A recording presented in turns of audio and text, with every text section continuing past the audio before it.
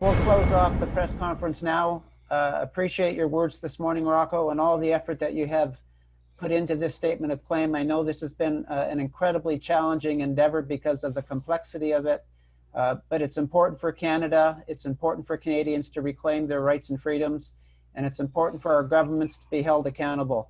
I look forward to having this move through the courts. Okay, thank you.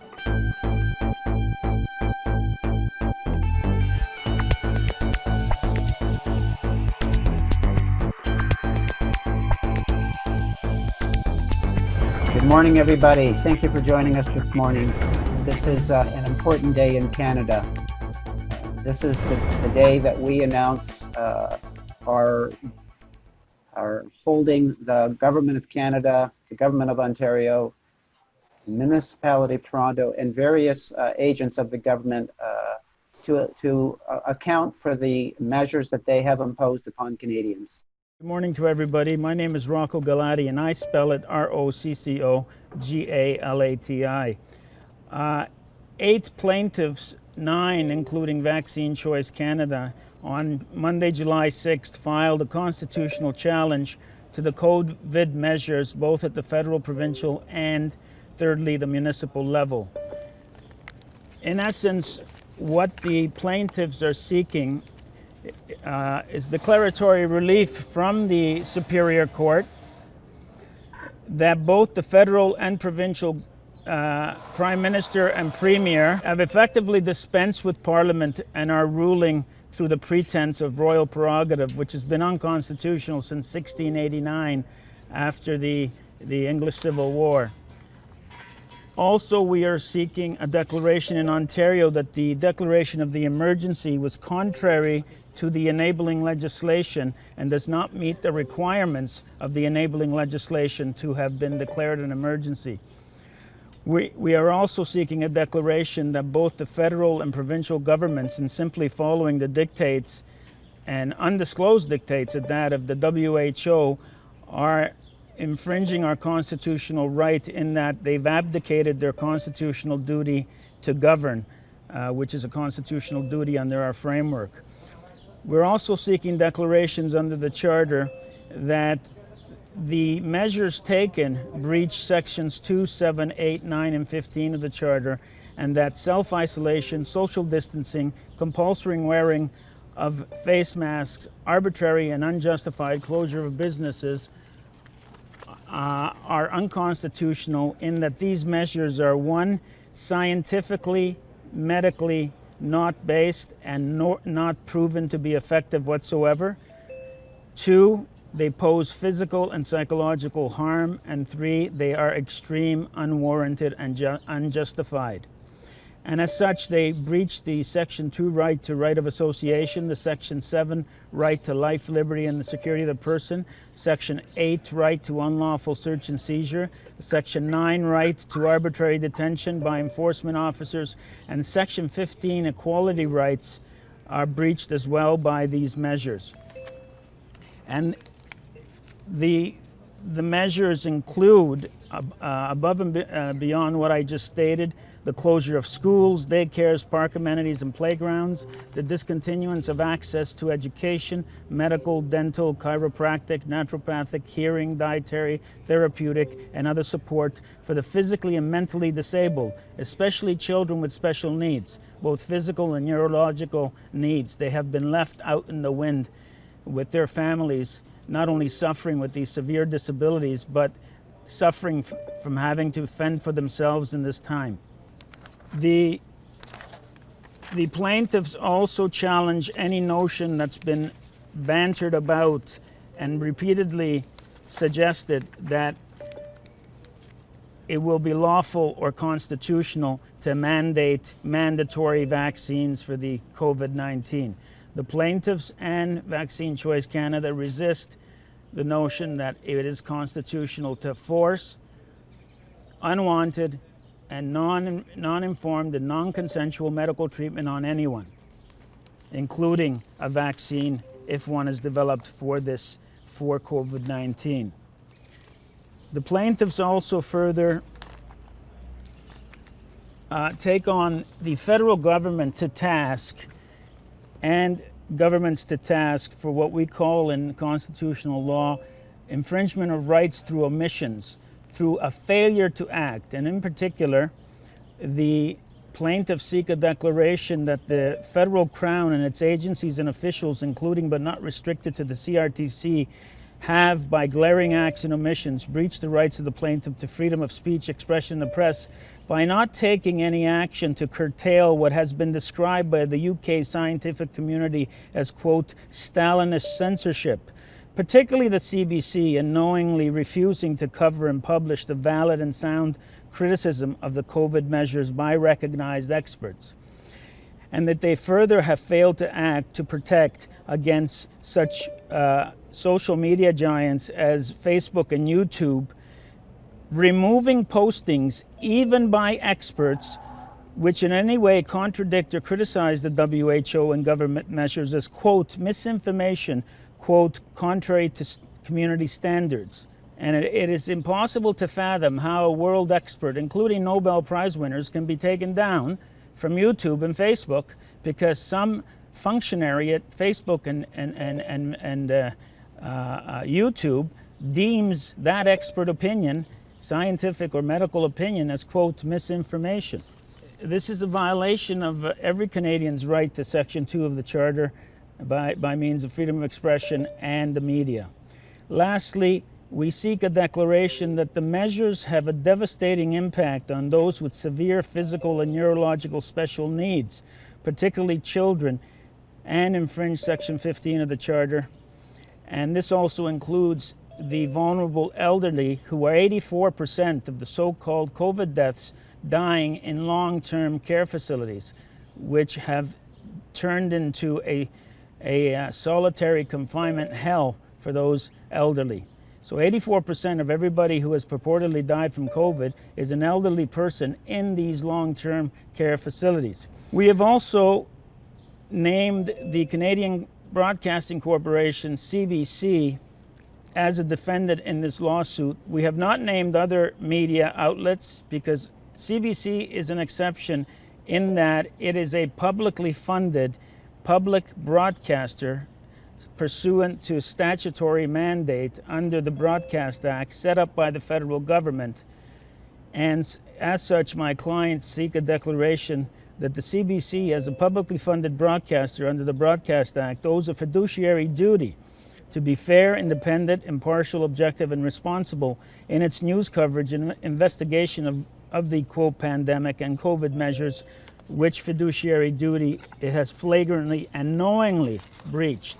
2, that the CBC, owing a duty of care to the plaintiffs as the national publicly funded broadcaster, has been grossly negligent in its coverage and reporting on COVID-19. And 3, that the CBC has knowingly and intentionally suppressed, censored, and unjustifiably belittled expert opinion opposed and critical of the WHO and government line on COVID, and as such has propagated, quote, misinformation and, quote, false news. So this is basically the broad stroke declaratory relief that my clients seek. In the coming weeks, we are preparing already to bring an injunction against the mandatory masking bylaws in the City of Toronto and elsewhere in Ontario. And secondly, we'll be preparing any necessary injunctions with respect to return to school in September of school children, particularly in light of the expert opinion issued by the Hospital for Sick Children 2 weeks ago, in which 2 expert virologists and 20 other experts wrote a report stating that children should be returning to school in a normal setting without social distancing and without any masking in September. The statement of claim sets out very clearly that the avalanche of the scientific and medical evidence is that 1, masking has never been effective, does not do anything to stop an airborne aerosol virus. Number 2, in reducing the oxygen intake between 10 and 15%, actually does severe harm, ranging from constant headaches to actual heart attacks with the elderly and the infirm. Secondly, social distancing is not a scientific nor medical concept. It's never been used. The only place that we see social distancing was created by the CIA as an interrogation and torture technique, which is still employed in Guantanamo Bay to keep people apart, because we are essentially a social creature as human beings. So the limiting of gatherings is also not scientific. This was admitted by the BC Chief Medical Health Officer, Bonnie Henry, early on in this pandemic. So what we have is, we have a policy that's brought in by governments who are, one, unwilling and absolutely refuse to disclose what the source of their medical advice is and from whom they are getting this advice. Secondly, they absolutely refuse to acknowledge or respond to the over 4 dozen world and Canadian medical experts who have said that these measures are bogus. And furthermore, CBC, as a national broadcaster, has refused to give any airtime to these contrary valid criticisms and opposition.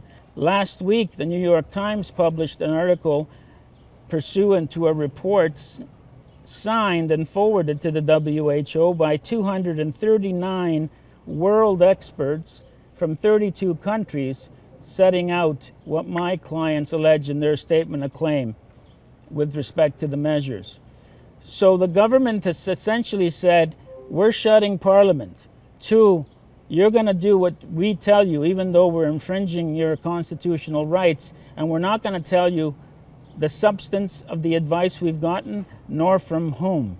This, under the Constitution, is completely unacceptable, and we're going to take the governments to task in a court of law based on an assessment of the scientific and medical evidence. So I'll leave it at that, and if there are any questions, I'm happy to take them now. So we're going to take questions from the media first. If you would like to pose a question, please send a private message to admin, identify yourself and who you're with, and then you will be welcome to bring your questions in one at a time.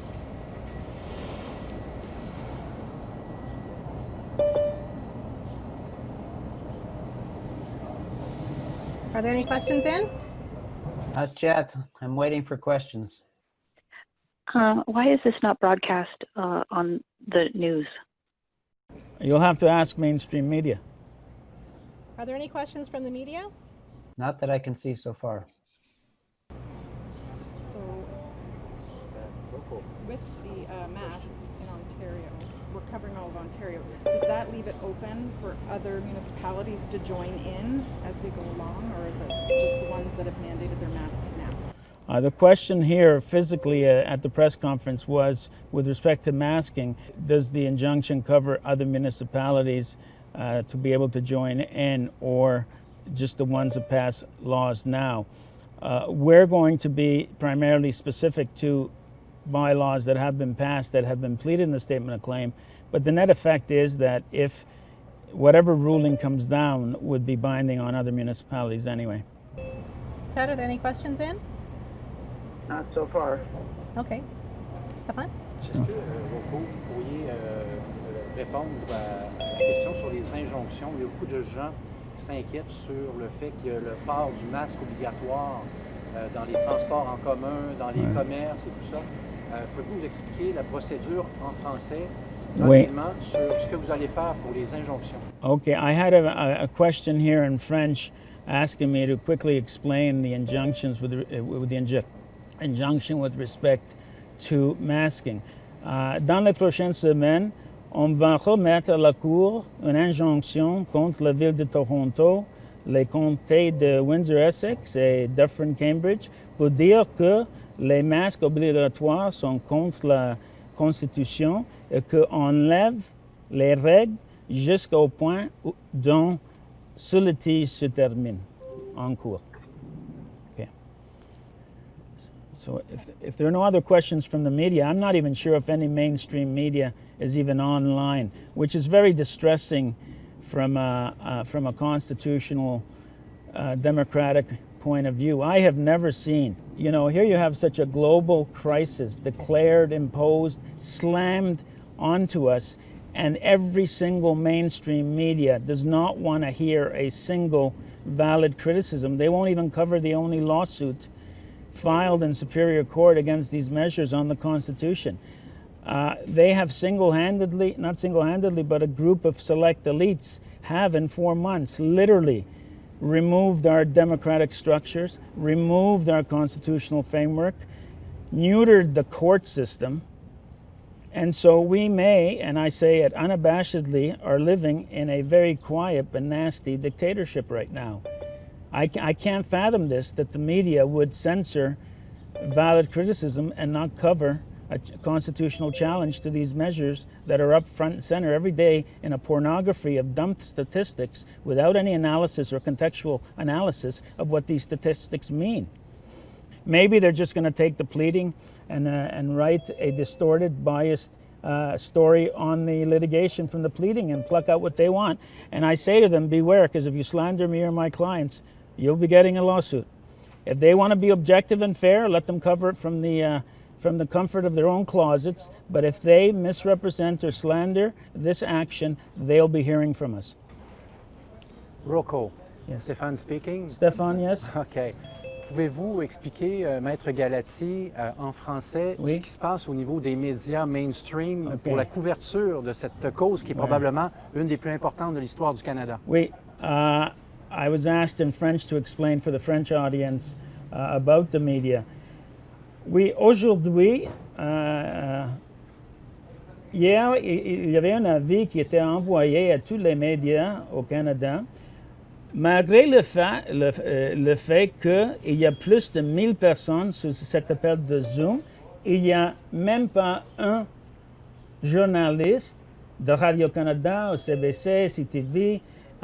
Il y en avait hier des journalistes qui m'ont appelé, mais il n'y a personne ici présent pour poser des questions. À l'exception À l'exception de vous autres qui ça. sont ici physiquement. Voilà. Mais c'est la média alternative, si je peux Et voilà, l'appeler. effectivement. OK. Yes, Rocco, there are many comments in the chat room saying that the absence of the mainstream media is very telling. And that's that the Right. challenge we have is we have a media that has been captured and controlled, and we're not allowed to have a rich dialogue in this country on whether the measures that have been imposed by government are reasonable, measurable, evidence-based, and minimal. And Well, never mind about a rich dialogue. We haven't been able to have a pauper's dialogue, So there you have it. And I guess we're now going to have to turn to social media and word of mouth and the rest of it. Their absence speaks very loudly. Yeah. So if there's no other questions from the absent media. Oh, there you are. Hi. Lawrence McCurry here. Hi, Lawrence. Many people believe that this is a globalist takeover and that these rules are being imposed on an international basis. What makes you believe that a Canadian court will rule on these matters? Well, we plead that aspect of the case, Lawrence. If you read the statement of claim, we plead that dimension of the case. It's clear from the evidence that's what's happening. It's clear from the evidence that the government is simply parroting and dancing to the tune of the WHO, despite their national and international experts who oppose these measures. So a Canadian court has to deal with it because the measures aren't being imposed just in New York City, where the WHO is located. They're being imposed right in your front door in your local cafe. So the measures are being imposed in Canada, so the Canadian Constitution applies. I'll note that yesterday, after various reports, the Romanian Supreme Court tossed out the measures as being bogus. Well, keeping in mind the way that the courts ruled on the Comer case, is it not possible they may just refuse to hear this at all and simply throw it out without prejudice? Anything is possible with the courts, especially in a declared emergency, in a panic context by the government. The courts do not have a good history of maintaining their stamina in this type of climate. But you have, the recently retired UK Supreme Court Judge, Lord Sumpton, had very, very harsh words for these measures. And his May interview with the BBC is quite lucid and illuminating, and from a renowned jurist. He thinks it's absolutely pathetic that everything is being adhered to lock, stock, and barrel without any analysis, criticism, or debate of the issues. And this is from a former UK Supreme Court judge. So that may be, Lawrence, a prevalent view within the judiciary. Keeping in mind, I'm always a pragmatist, and it's clear that any virus, including your normal flu strain that comes every year, mostly impacts on the elderly and the immunocompromised. And so people have to be careful during the flu season, because if complications of pneumonia come along, then something can happen. The judiciary, in terms of age, is a distorted demographic, because by the nature of when you get appointed as the judge, most judges are in that vulnerable group. So, they're going to have a vested interest in in protecting these measures on a very sublime level. I'm not saying that is going to be their conscious attitude, but the law is a human institution. You can't divorce the human being from the decision maker. And so I think we're going to be dealing with a body of people in the courts who are the most affected by anything of this nature. Any other questions there, Ted? I don't have other questions. Maître Galati, on peut revenir peut-être en live avec quelques questions, répondre. Après ça. OK. Oui, à 14h, 2h? Oui, oui. Oui, parfait. Excellent. On va l'annoncer. Est-ce qu'on termine la conférence de presse, M. Galati? Voulez-vous qu'on l'annonce? Bientôt. Sorry. Lisa, you have a question? Yes, I'm just wondering, so you mentioned that these are logged on the VCC website. Is that including the other 8 plaintiffs? Is that the right word? Well, we've redacted the front page on the PDF on the statement of claim, because to protect the personal plaintiffs from harassment. Experience tells us that these issues are very volatile in terms of people getting nasty. And so we felt that, some of our plaintiffs said, I don't want my name posted. It's in the court. You can't hide it in the court. But if we're going to post it on the website, they wanted their name redacted so they don't have hostile and threatening reaction and harassment, which has happened in the past in such cases. Okay, but so then are you welcome then to have other plaintiffs added to this? At this point, it just trips the litigation to add plaintiffs. So once it gets rolling, to add a plaintiff, you have to bring a motion and all of that. And so we'd rather get on with the litigation. I'm so in support of you, and you have no idea the mammoth, you use the word avalanche, you have an avalanche of support behind you across the globe. Thank you. So I'm going to now say that, there's about 1,000 people on this Zoom call. So unless there's other members of the press, my clients appreciate the wide support, but we can't possibly sit here and take all the questions. Otherwise, it'll take all day. So the statement of claim is on the website. Anybody can access it, and there'll be further announcements and further updates. So unless there's any other questions, thank you very much, and I'm going to close off the press conference subject to what my client and boss, Ted Kuntz, wants to do. We'll close off the press conference now. Appreciate your words this morning, Rocco, and all the effort that you have put into this statement of claim. I know this has been an incredibly challenging endeavor because of the complexity of it, but it's important for Canada, it's important for Canadians to reclaim their rights and freedoms, and it's important for our governments to be held accountable. I look forward to having this move to the courts. Okay, thank you.